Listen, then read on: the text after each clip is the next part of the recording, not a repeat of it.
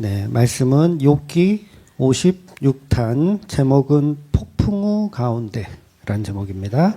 욥기 38장 1절에서 11절까지 말씀 보겠습니다. 욥기 38장 1절에서 11절까지요. 네, 같이 읽겠습니다. 그때 여호와께서 폭풍 우 가운데서 욥에게 말씀하여 이르시되 무죄한 말로 생각을 어둡게 하는 자가 누구냐? 너는 대장부처럼 허리를 묶고 내가 내게 묻는 것을 대답할지니라. 내가 땅의 기초를 놓을 때에 내가 어디 있었느냐? 내가 깨달아 알았거든 말할지니라. 누가 이것을 도량법을 정하였는지 누가 그 줄을 그것 위에 띄웠는지 내가 아느냐? 그것의 주추는 무엇 위에 세웠으며 그 모퉁이 돌을 누가 놓았느냐? 그때 새벽 별들이 기뻐 노래하며 하나님의 아들들이 다 기뻐 소리를 질렀느니라. 바다가 그 모태에서 터져 나올 때에 문으로 그것을 가둔 자가 누구냐? 그때 내가 구름으로 그 옷을 만들고 흑암으로 그 강포를 만들고 한계를 정하여 문 빗장을 지르고 이르기를 내가 여기까지 오고 더 넘어가지 못하리니 내 높은 파도가 여기서 그칠지니라 하였노라. 아멘.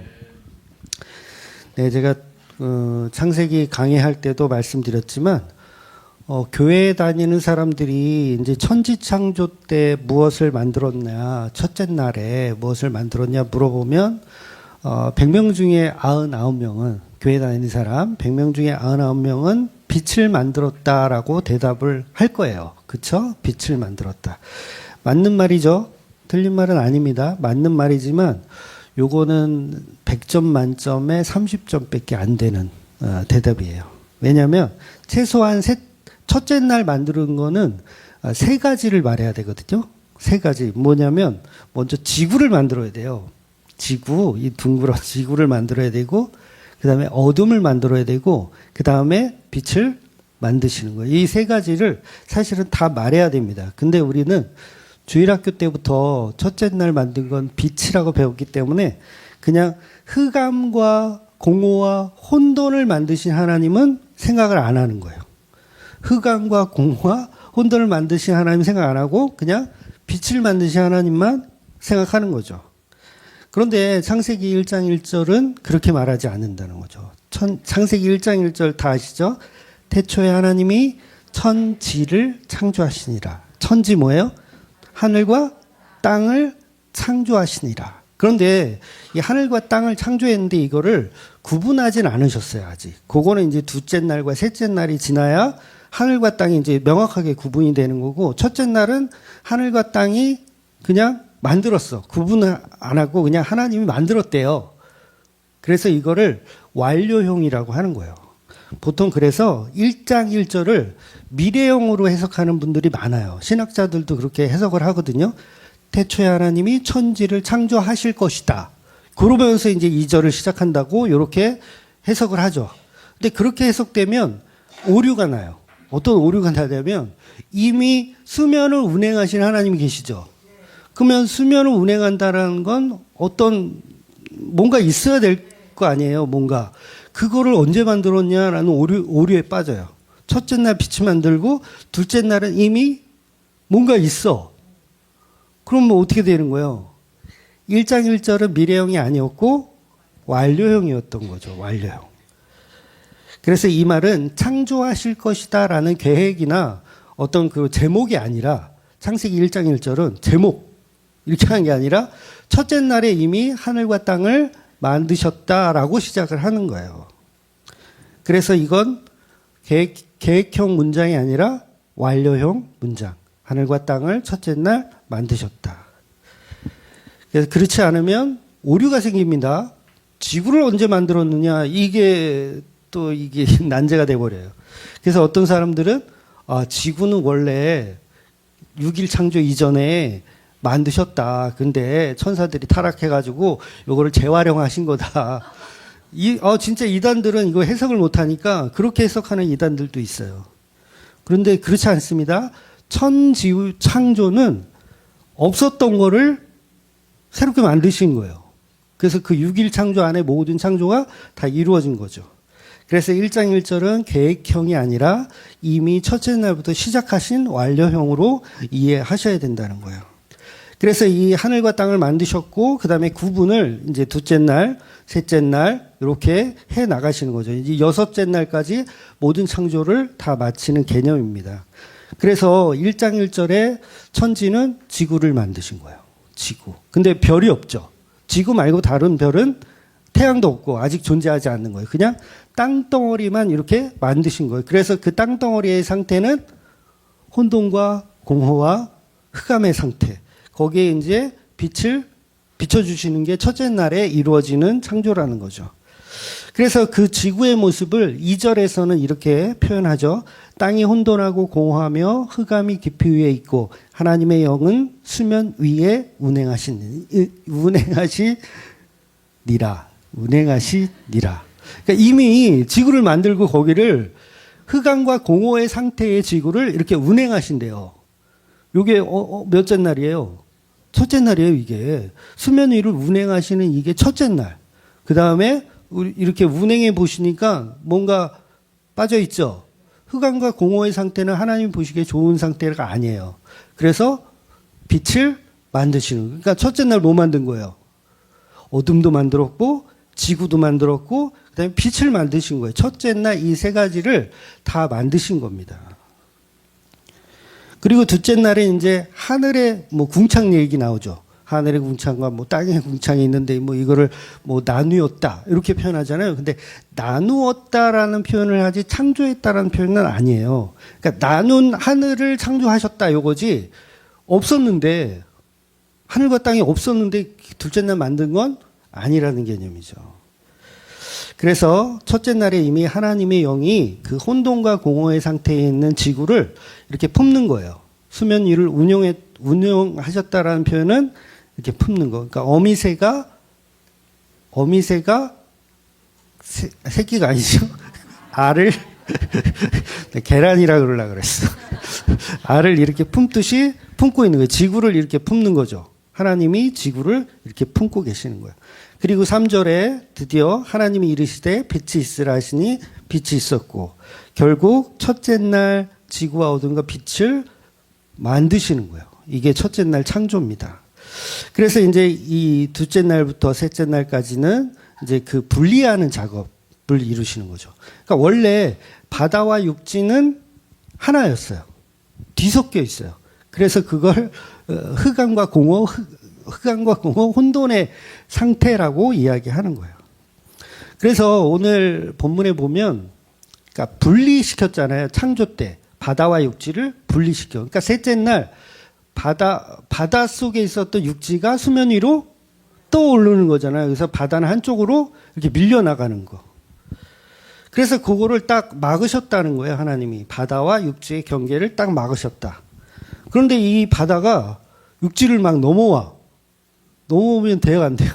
안 되잖아요. 이거 뭐 해일이라 그러나요? 폭풍 해일? 그래갖고 큰일 나잖아요, 그거. 즉 본문 11절에 보면 이르기를 내가 여기까지 오고 더 넘어오지 못하리라. 내 높은 파도가 여기서 그칠지니라 하였노라. 이렇게 그걸 못 넘어오게 정하신 분이 하나님이라는 거예요. 그러니까 바다가 땅을 덮치는 거, 요건 하나님의 반역입니다. 그렇죠? 이해가 되시죠? 바다가 땅을 덮치는 건 하나님의 반역. 그런데 창조의 역사, 그 다음에 이 성경의 역사를 이렇게 보면 바다가 땅을 덮친 적이 있어요. 바다가 땅을 덮친 적. 이걸 이제 노아의 홍수라고 표현하죠. 노아의 홍수는 하늘 궁창에 있던 물이 다 쏟아지는 거예요. 그래서 바다가 범람을 하는 거죠. 넘쳐나는 거죠. 무려 40주야를 비가 내려요. 그러니까 하늘에 있던 궁창의 물이 다 지구로 쏟아져 내려온 거예요. 그래서 높은 산들도 다 잠겨버리죠. 한마디로 바다가 육지를 삼켜버린 상태. 그러니까 이 상태가 사실 첫째 날의 상태로 다시 돌아간 거예요. 첫째 날의 상태는 어떻다 그랬어요? 어둠, 흑암과 공허의 상태로 다시 들어간 거예요. 그게 노아의 홍수입니다. 그런데 중요한 건 이 노아의 때에 바다가 육지를 덮쳤어요. 범람을 해서 덮쳤어요. 그러면 그걸 하나님께 반역했다라고 할 수 있나요? 바다에게 너 왜 하나님께 반역해? 왜 범람해? 라고 할 수 있나요? 할 수 없죠. 그건 하나님의 명령대로 또한 바다는 자기 일을 한 거예요. 그러니까 흑암과 공허라는 일을 바다는 해낸 겁니다. 즉 무슨 말이냐면 자연의 어떤 현상이 일어날 때 그 현상을 가지고 우리 인간들은 다 선악 구조로 판단하고 바라봐요. 선악 구조로. 그래서 자연의 이치를 따르지 않고 우리가 마음대로 그걸 선악을 판단해서 결정하더라는 거예요. 그래서 그렇게 되면 그걸 종교라고 하는 겁니다. 그래서 인간들은 이 바다가 우리를 덮치는 이런 어떤 자연재해가 일어났을 때 뭘 찾냐면 종교를 찾아요. 종교. 경상도에 불이 났죠. 그러면 사람들은 그 자연을 악하다고 얘기한다고요. 그 산불을 악하다고 얘기해요. 근데 악한 건 산불이 아니죠. 뭐가 악한 거예요? 인간의 죄가 악한 거예요. 인간의 죄가. 인간의 죄가 있기 때문에 자연까지도 가시와 엉겅퀴를 내면서 불이 나는 거예요. 여러분 에덴 동산이 불날 수 있어요? 에덴 동산은 불날 수 없어요. 여러분 이상하죠? 거기도 자연인데 왜 불이 안 나? 거기는 불이 안 나요. 아담을 이렇게 태어나게 만들었잖아요. 이렇게 만들었어. 근데 이 아담이 나무에 막 올라가. 뭐 사과 하나 따먹으려고. 사과보다 밤이 좋겠다. 밤나무에 막 올라가. 그러다가 실수로 떨어져. 죽었어. 그런 일이 일어날 수 있다 없다? 없어요. 에덴 동산은. 그런 일이 일어날 수 없어요. 자연재해라는 자체가 없고 사건과 사고가 일어날 수가 없는 공간이에요. 그런데 우리가 사는 이 세상은 밤나무에 올라가다 떨어지면 죽어요. 바보가 될 수도 있어요. 그 왜 그래요? 인간의 죄 때문에 이미 자연은 우리 인간의 편이 아니기 때문에 그래요. 그래서 바다가 육지를 삼키는 일은 바로 인간의 죄 때문입니다. 노아의 홍수 때도 인간의 죄가 이 세상에 만연했기 때문에 자연은 우리를 해치운 거죠. 그러니까 차라리 자연재해를 당하면 인간은 죄를 회개해야 된다는 거죠. 오히려 죄를 회개해야 돼요. 아, 이거 우리 죄 때문에 그렇구나. 우리가 산불 관리를 못해서 이런 일이 벌어졌구나라고 우리 인간의 책임을 져야 되는데 인간들은 그렇게 생각을 안 해요. 어떻게 생각하냐면 산신령님이 화가 나가지고 이렇게 했나 보다. 그러니까 그 폭삭 속았수다 거기서 보면 거기는 이제 바다, 제주도를 바탕으로 하거든요. 바다니까 바다에 신이 있잖아. 용왕님. 뭐만 했다 그러면 용왕님 찾고 팥 뿌리고 팥 계속 뿌리고 사람한테 계속 며느리한테 팥 뿌리고 계속 뿌려. 그 왜 그래요? 책임을 자기한테 있다라고 생각 안 하고 종교의 힘을 빌려서 그 책임을 이렇게 어떻게 회복해 보려는. 그러니까 지난주에 우리가 엘리후의 대화 마지막에 그 엘리후의 변론을 마지막으로 봤지만 오늘부터 보는 이 하나님이 등장해서 하나님이 하시는 이야기 내용이 거의 비슷해요. 내용이 잘 이해하셔야 돼요. 그러니까 자연 계시를 통해서 역사하시는 하나님에 대해서 설명해요. 오늘 본문도 그렇고 계속 볼 본문도 그렇고 지난주에 엘리후의 말도 그렇고. 그러니까 하나님과 엘리후가 설교하는 방향성이 똑같다는 거예요. 똑같다. 아니 그러면 목사님 똑같으면 왜 목사님은 지난주까지 엘리후는 악마의 논리라고 말씀하셨잖아요. 그죠? 말했잖아요. 말씀했대. 미쳤나 봐. 악마의 논리라고 했잖아요. 아니 하나님도 똑같이 자연 계시를 통해서 누가 하나님인지 봐라 라고 설명했고 엘리후도 자연을 통해서 하나님이 다 지으신 거다라고 얘기했는데 왜 똑같은 얘기를 가지고 왜 다르게 엘리후는 악마가 되고 하나님은 하나님이 되셔야 되느냐라고 질문할 수 있잖아요. 그래서 어떤 사람들은 신학자들도 엘리후를 하나님과 말을 똑같은 방향으로 하기 때문에 엘리후는 세례 요한과 같은 존재이다라고 해석하는 목사님들도 실제로 있어요. 그런데 그렇게 해석하게 되면 성경을 학문적으로 보는 겁니다. 동일하게 선악 구분으로 보는 거예요. 그러니까 엘리후가 어떤 말을 했는가를 구분하는 거죠. 선악으로. 근데 중요한 건 뭐냐면 복음을 알고 있는 사람은 없다가 성경의 전제거든요. 그러니까 엘리후가 복음을 알고 있으면 돼요, 안 돼요? 안 되는 거예요. 복음은 오직 숨겨져 있어요. 하나님만 아세요. 그래서 엘리후가 복음을 말했다. 똑같은 말을 했어. 하나님과 똑같은 말. 그러나 이건 누가 했냐에 따라서 그 복음의 의미는 완전히 달라지더라는 거예요. 그래서 학문적으로 접근은 할 수가 없는 거죠. 기독교는 학문으로 판단할 수가 없어요. 그러니까 불교에서는 그게 가능하거든요. 누가 한 말이 중요하지 않아요. 불교는. 그 내용이 중요하죠. 근데 기독교는 내용은 중요하지 않아요. 왜냐하면 선악으로 판단할 능력이 없으니까. 그러면 뭘로 판단해야 되냐면 이 말을 누가 했는가로 봐야 돼요. 누가 했는가. 즉 복음은 같은 말이지만 누가 했냐가 중요합니다. 쉽게 얘기하면 이거예요. 사기꾼이 나에게 돈을 주면서 막 돈을 한 1,000만 원 이렇게 주면서 뭔가를 요구해. 이거 선이에요? 아니면 악이에요?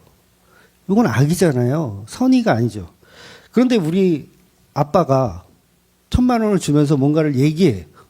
이건 뭐예요? 선이에요.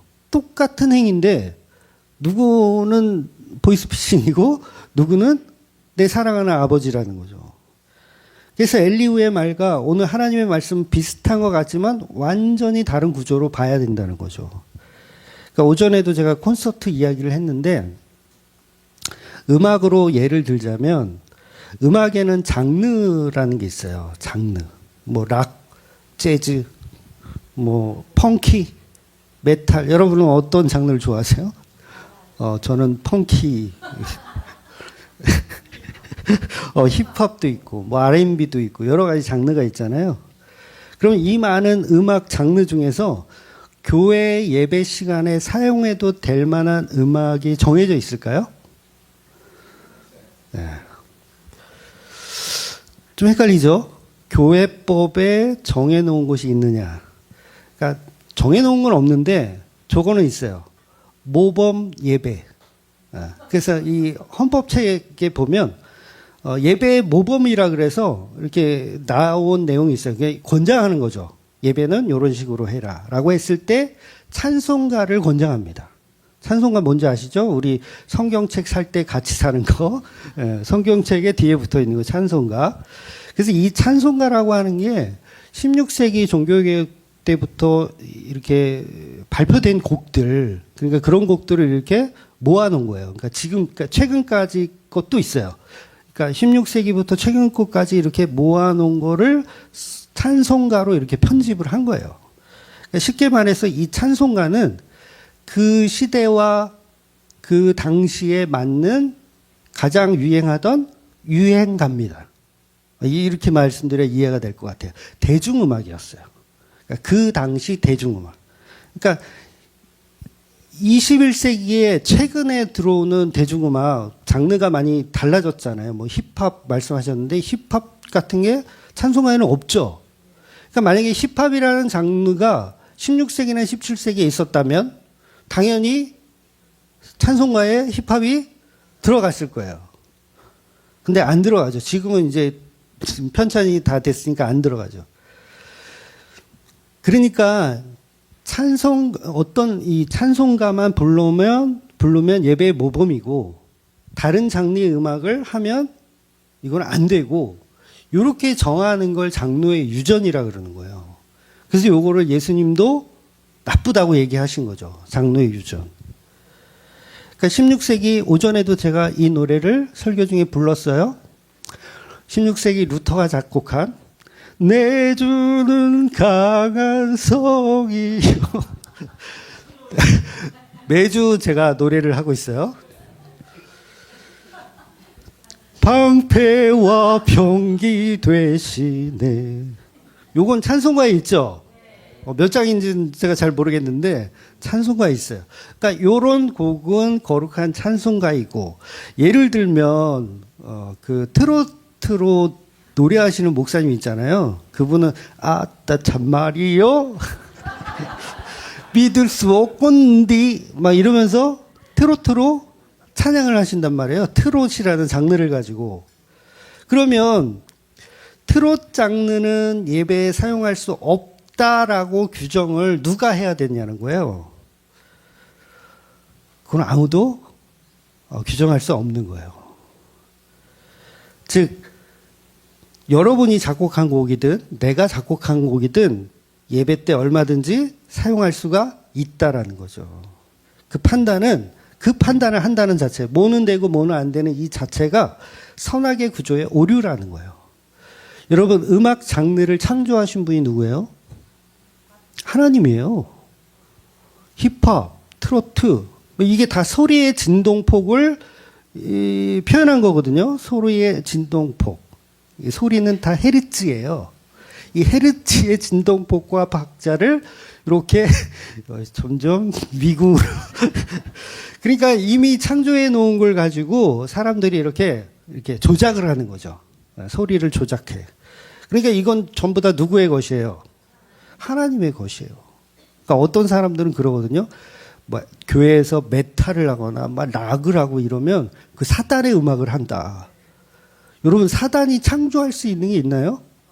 없어요. 사단이 창조할 수 있는 거 없네요. 전부 하나님이 창조하신 거예요. 물론 우리가 다음 주부터는 락을 하자는 게 아니에요. 이렇게 락을 하자는 게 아니라 어떤 그것을 구분지어서 이건 악하고 이것은 선한 음악이다라고 구분짓는 이 자체가 선악의 오류에 빠져 있다라는 거죠.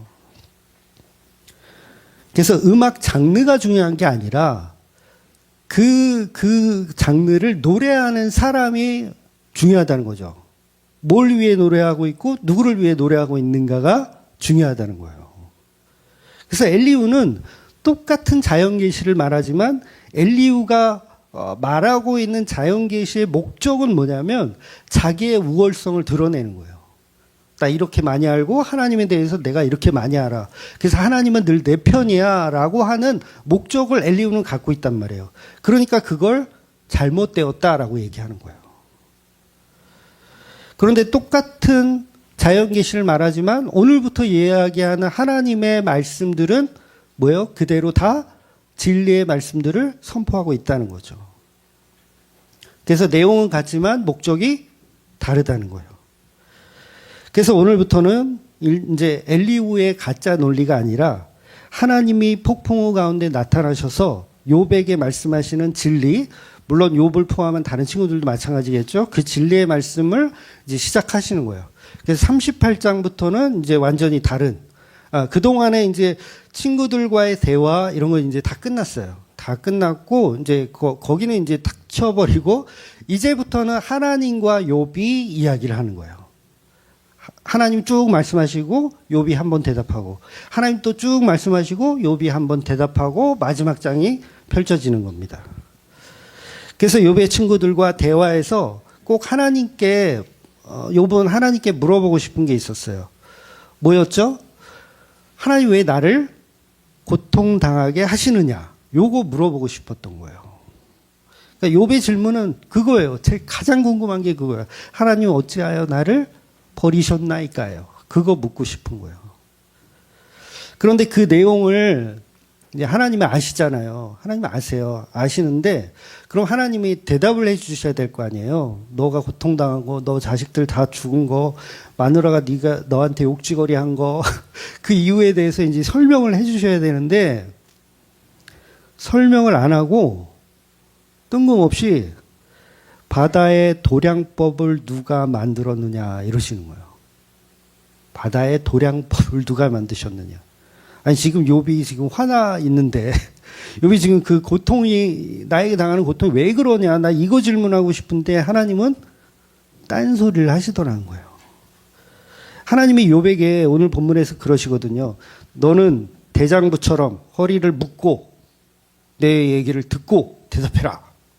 딱 그러세요. 대장부처럼.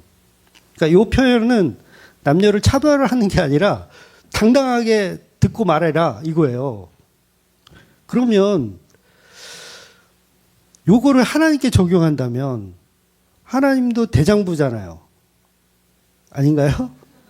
하나님도 대장부잖아. 그러면 하나님도 대장부처럼 욥아 미안하다. 그렇잖아요. 대장부라면 하나님이 여봐 내가 미안하다. 아 내가 사탄하고 이렇게 내기하다 보니까 흥분해가지고 너를 이렇게 괴롭힌 거야. 내가 이 도박을 끊어야지 내가 사탄하고 내가 내기에 또 흥분해가지고 내가 그만 사랑하는 너를 이렇게 해버렸네. 제 말이 틀려요, 맞아요? 맞잖아요. 이렇게 대장부라면 이렇게 내 미안하다 내가 진짜 도박을 끊고 대장부처럼 끊고 내가 사과할게. 그래, 이제 마음 풀어. 여태까지 너 괴로움 당한 거 마음 풀어. 나를 이제 용서하고 이제 안 그럴 테니까 우리 쿨하게 다 잊자. 요래야 대장부 아닙니까? 하나님이? 근데 본문의 시작을 보면 그렇지가 않아요. 2절에 보면 무지한 말로 생각을 어둡게 하는 자가 누구냐 이렇게 되려 하나님이 욥에게 화를 내는 거예요. 무지한 말로 생각을 어둡게 하는 자가 누구냐 이렇게 소리를. 오히려 하나님이 사과를 내야 되는데 하나님이 욥을 야단을 치더라는 거예요. 그러면서 하시는 말씀이 다 이상한 딴소리를 내요. 그런데 그 딴소리를 들어보니 내용이 이거예요. 나는 창조주고 너는 피조물이야. 이 얘기하는 거야. 그러니까 이거 막말로 얘기하면 야 내가 너한테 사과를 왜 하냐? 너는 내 장난감이야. 그 얘기하는 거야. 너는 내 장난감이야. 근데 장난감한테 내가 왜 사과를 해? 그 얘기를 길게 계속해서 말씀하시는 거예요. 언제까지? 알아들을 때까지 지겹게 얘기하는 거야. 나는 창조주고 너는 피조물이야. 그래서 우리 인간들은요. 계속해서 무지한 말을 하면서 살아가요. 하나님 나한테 사과하세요. 이렇게. 하나님 나한테 사과하세요. 하나님 나 고통받는 거 왜 이유가 도대체 뭐예요? 계속 묻죠. 요게 뭐라고요? 이게 무지한 말이라는 거예요. 그러면 내가 고통당하고 내가 힘든 인생을 살아. 그랬을 때 진짜 복음을 아는 성도라면 어떻게 되어야 되냐면 그래 나는 피조물이니까 나 하나님의 장난감이니까 그래도 괜찮아 라고 해야 된다는 거죠. 근데 그럴 경지까지 갈 만한 인간은 없어요. 그래서 그 모습이 누구냐? 예수 그리스도라는 거예요. 예수 그리스도는 하나님의 장난감이죠. 십자가에 매달아서 죽이는 장난감. 그럼에도 불구하고 예수님은 그 십자가를 당연히 여기시더라는 거예요. 당연히. 그래서 우리가 무지한 말을 할 수밖에 없어요. 성령의 은혜가 없으면 날마다 무지한 말을 쏟아냅니다. 그런데 간혹 복음이 나온다면 그건 뭐예요? 성령의 은혜인 거죠. 성령의 은혜구나. 그러니까 목사가 어떤 통찰력이 뛰어나고 탁월한 해석 능력이 있어가지고 막 이렇게 이야기하는 게 아니라 복음을 말했다면 그건 누구의 말이다? 하나님이 하신 말이라는 거죠. 사람이 한 말이 아니고. 그래서 예수님의 제자들도 보면 통찰력이 있고 뛰어난 인물이 있었나요? 있었어요? 12제자 중에? 없었어요. 베드로부터 시작해서 바보도 그런 바보가 없어요. 예수님 오전에도 말씀드렸지만 발 씻겨달라고 하니까, 발 씻겨주겠다고 하니까 대본에 그러잖아요. 내가 왜 예수님이 내 발을 씻겨주냐고 제가 예수님 발을 씻겨줘야지. 그랬더니 예수님이 내가 네 발을 씻기지 않으면 너는 나와 상관이 없는 자다라고 했더니 예수님 뭐라 그래요? 베드로가 뭐라 그래요? 그러면 나 목욕까지 시켜주세요. 바보예요? 멍청이에요? 바보 멍청이죠. 네. 그러니 본문이 말하는 자연 계시는 전부 신본주의가 무엇인지를 설명하고 있는 거예요. 창조주가 누구냐? 피조물이 누구냐? 인간은 그 창조의 뜻과 깊이와 넓이, 그 사랑을 알 수 없기 때문에 네 인생을 통해서 예수 그리스도를 드러내고 있는 거야 라는 표현을 하는 거죠. 그래서 결국 자기 안에 있는 그리스도를 알 때 회개가 나오는 거예요. 욥은. 아, 나는 예수 그리스도를 모형하는 그림자, 예수 그리스도를 모형하는 장난감, 그거예요, 그거. 그 이상도 그 이하도 아니었던 거죠. 그러니까 너 스스로 고민하고 친구들에게 조언을 듣고 알아낼 방법이 없다는 거예요. 이 복음은 인간끼리 대화해서 토론해서 얻어낼 수 있다 없다? 없는 거예요. 그 또한 창조주의 은혜가 있어야 되고 창조주께서 저와 여러분의 인생도 사실은 계속 말씀해 주시는 거예요. 원통함을 풀어주지 않아요. 하나님은 우리의 원통함을 풀어주는 게 목적이 아니기 때문에 욥의 원통함을 풀어주지 않습니다. 그래서 우리의 인생은 다 어떻게 해요? 결국은 폭삭 속았다. 그냥 수고하고 가는 거예요. 수고하고. 그러니까 이 땅에서 막 부귀영화를 누릴 생각을 하지 말라 그랬죠. 예. 하지 마세요. 그냥 꿈은 꿀 수 있겠지만 그런 것을 이루려고 이 땅에 온 게 아니라는 거예요. 그래서 피조물은 그냥 피조물의 자리에 있는 겁니다. 만족하는 거. 그래서 그 피조물을 통해서 예수를 알게 하고 예수님을 드러낼 때 우리는 그 피조물의 가치를 다 이룬 거예요. 다 한 거예요. 여러분이 예수를 믿었잖아요.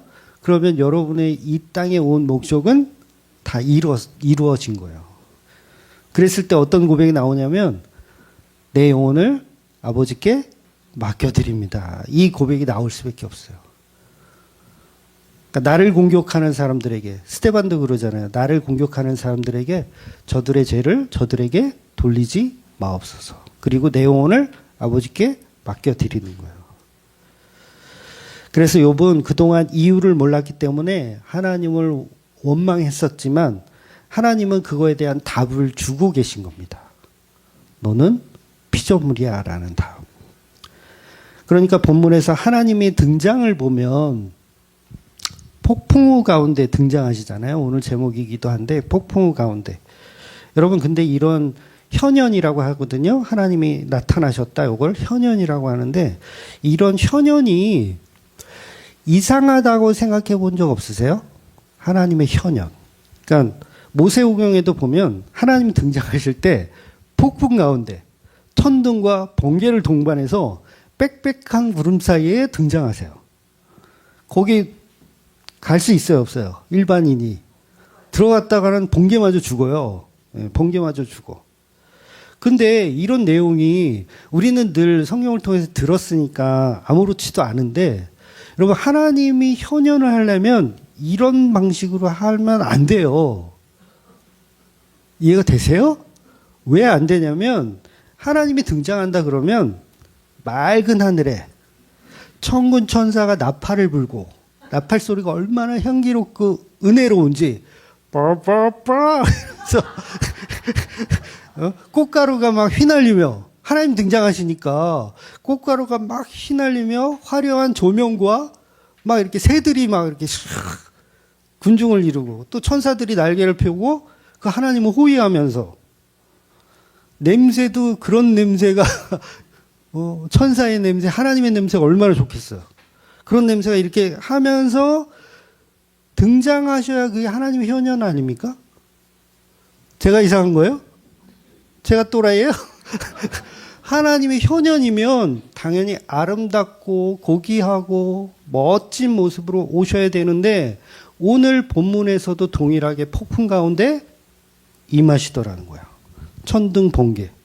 바울이 예수님 만날 때도 그랬어요. 천둥 번개로 만나요. 다른 사람들은 소리를 예수님의 음성을 못 듣잖아요. 바울만 듣잖아요. 다른 사람은 뭘로 듣냐면 번개. 번개는 소리가 아니지. 천둥. 소리로 듣는 거예요. 그래서 여러분 하나님의 현현은 절대로 우리의 행복 가운데 오시는 게 아니에요. 행복 가운데 안 옵니다. 언제 와? 폭풍 가운데. 내 인생이 확실 이렇게 이 말이 나올 때 폭풍이 오잖아요. 폭풍이. 그 좋은 사람이 어딨어. 다 짜증나지. 그러니까 저와 여러분의 인생이 죽음도 없고 병도 없고 늘 해피하고 아름다워. 하나님 안 오신다니까요, 그때는. 우리가 막 왕 노릇하고 내가 막 너무 좋아, 이 땅에서. 하나님 안 오세요. 근데 언제 오냐면 폭풍우가 쳐가지고 내 몸이 다 찢겨. 다 젖었어. 다 찢겨. 번개를 얼마나 맞았는지 얼굴이 다 까매. 야, 고막이 다 찢어졌어, 지금. 하도 폭풍이 이 천둥 소리가 커가지고 고막이 다 찢어졌어. 내 인생이 너덜너덜해. 그랬을 때 뭐가 일어나냐면 하나님의 현현이 일어나는 거예요. 하나님 일부러 이렇게 오세요.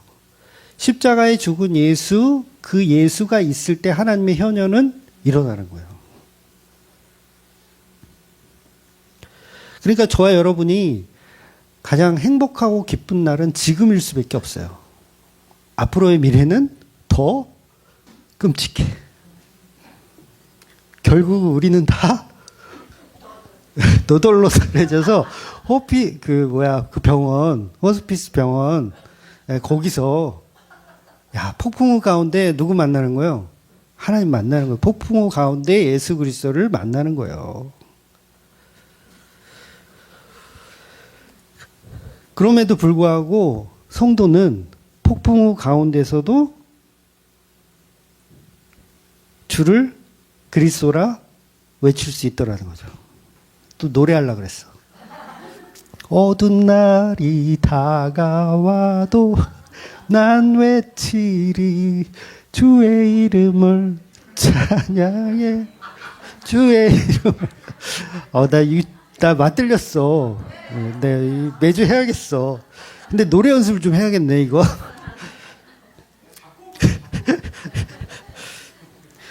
그러니까 우리 인간들이 세상을 살면서 당하는 고통은 당연한 겁니다.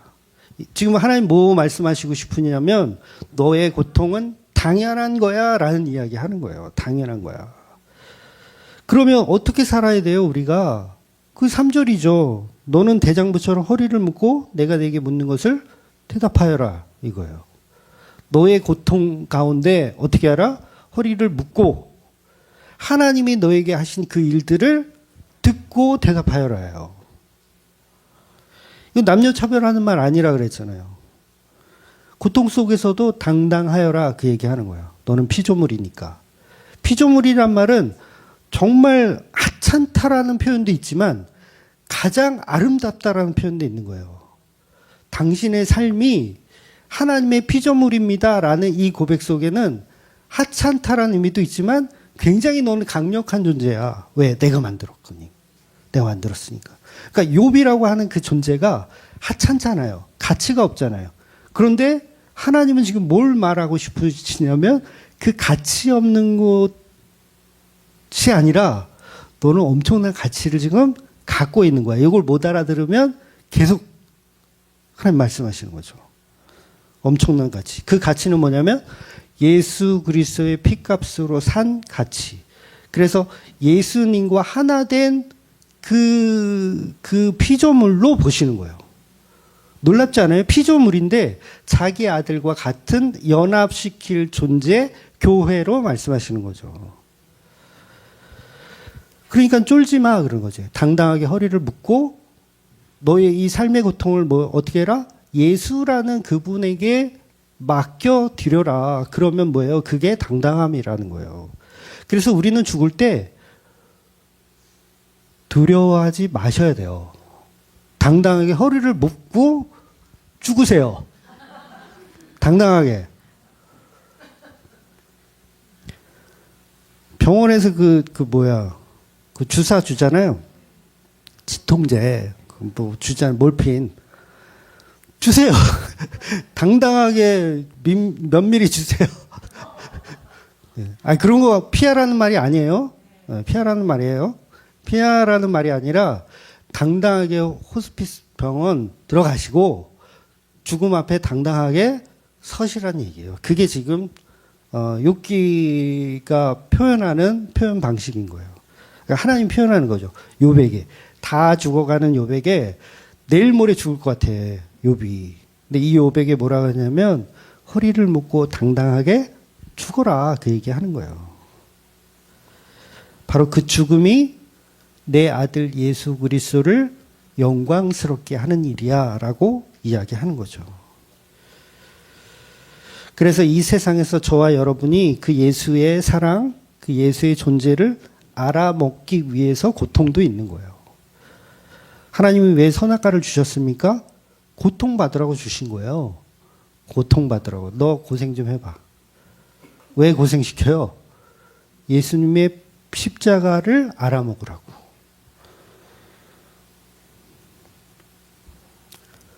그래서 욥이 시종일관 질문을 계속하잖아요. 왜 이렇게 고통스러운 인생을 살게 하셨나요? 그런데 하나님의 대답은 한결같아요. 내가 예수를 사랑하고 그 예수와 너가 짝지어줄 교회이기 때문에 그렇다. 그래서 피조물인 너는 네 고통을 창조주인 하나님께 따지잖아요. 나 왜 이렇게 고통받아 따지잖아. 근데 창조주가 고통당한다면 창조주는 누구한테 따져야 되죠? 네? 여러분 생각해 보신 적 있어요? 창조주가 고통을 받는다면 그건 누구한테 따지냐고요. 그러니까 창조주는 지금 교회에게 따지는 거예요. 야, 내 아들 예수가 이렇게 고통스럽게 죽는데 너의 교회들은 그걸 못 알아먹니? 따지는 거예요. 그러니까 계속 야단치는 거죠. 그러니까 남자답게 하나님이 욥에게 미안하다 내가 도박하느라고 그랬어 이렇게 사과를 하지 않고 혼내잖아요. 계속 욥을 혼내잖아요. 혼내는 이유가 뭐라고? 야, 네 고통만 네 고통이냐? 내 고통은 생각 안 해? 내 아들 예수의 고통을 너가 생각해 줘야 될 거 아니야 라는 합의점을 찾아가는 게 욥기에 지금 38장 이후부터 나오는 거예요. 합의점. 그래서 뭐예요? 그 합의점은 결국 예수를 드러내는 일이었다는 거죠. 그래서 욥에게 통증은 복입니다. 욥에게 고통은 복이에요. 이 지금 말이 안 되는 것 같은데 저와 여러분의 고통은 복이에요. 사실 복. 문둥병자들이 왜 힘든 줄 아세요? 감각을 잃어. 막 빗자루질을 하다가 손가락이 툭 떨어져 나가도 모른대요. 난로에 손이 이렇게 뜨거운 난로에 손을 대어도 뜨거운지 몰라.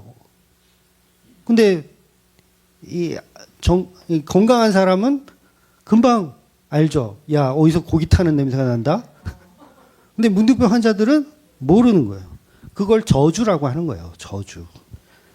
그런데 성도들은 뭐를 알아요? 고통을 알잖아. 그 고통은 곧 사랑이에요.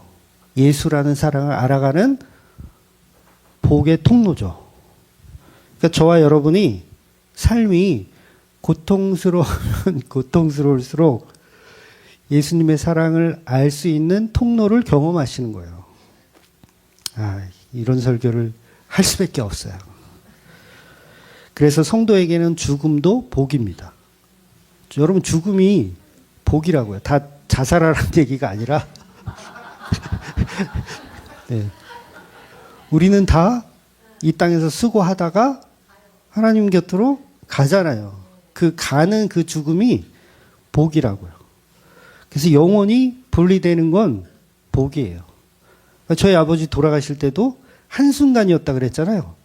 정말 한순간에 탁 숨이 끊어지고 심장이 멈추시더라고요. 한순간이에요.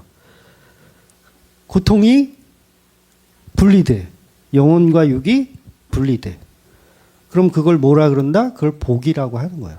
그 영혼은 아버지께 맡겨드리고 예수님과 영원한 신부된 교회로 살아가는 거죠. 그래서 우리의 삶이 욥과 같은 고통이 있더라도 그것은 예수 그리스도를 알아가는 도구임을 믿으시고 살아가시는 저와 여러분이 되시기를 예수님의 이름으로 축원드리겠습니다. 아멘. 기도하겠습니다.